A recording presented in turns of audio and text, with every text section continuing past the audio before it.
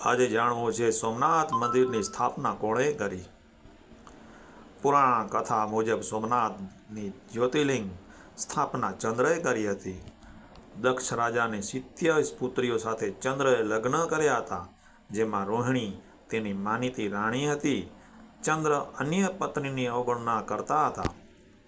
બાકીની પુત્રીઓએ દક્ષ રાજા પાસે આવીને ચંદ્રના વ્યવહારની વાત કરી। આથી દક્ષ રાજા ગુસ્સે થયા અને ચંદ્રને ક્ષય થવાનો શ્રાપ આપ્યો। આ શ્રાપના લીધે ચંદ્ર દિન પ્રતિદિન નિસ્તેજ બનવા લાગ્યો। શ્રાપમાંથી મુક્ત થવા અંગત ઋષિએ ચંદ્રને ધરતીના એવા છેડા પર શિવ આરાધના કરવા સૂચવ્યું, જ્યાંથી સીધી લીટીમાં કોઈ અડચણ વગર દક્ષિણ ધ્રુવ આવતો હોય। સમગ્ર પૃથ્વી પર આવું એકમાત્ર સ્થળ છે। એ સ્થળ એટલે હાલનો સોમનાથ મહાદેવ।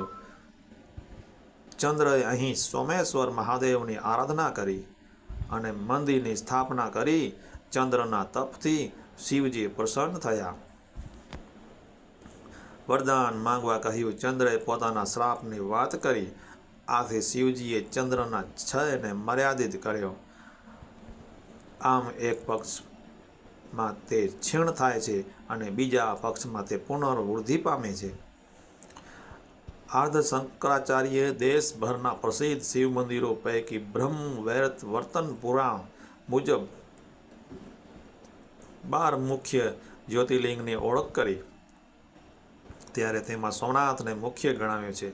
સ્કંદ પુરાણ પણ સોમનાથ મંદિરે થયેલી શિવ આરાધનાને મોક્ષ પ્રાપ્તિ માટે ઉત્તમ ગણાવ્યું હોવાથી આ સ્થાનનું ધાર્મિક મહત્વ અંદકરે મનાય છે। 1024માં મહંમદ ગઝનીએ સોમનાથ મંદિરને તોડ્યું હતું। રાજા ભીમદેવે તેની પુનઃપ્રતિષ્ઠા કરાવી। સોમનાથ મંદિર અનેક વાર બન્યું અને અનેક વાર તૂટ્યું। આજે અસ્તિત્વમાં છે એ મંદિર સરદાર પટેલ, કમા મુનશી, ઓસરંગરાય ઢેબર વગેરેના પ્રયત્નોના લીધે આકાર પામ્યું છે।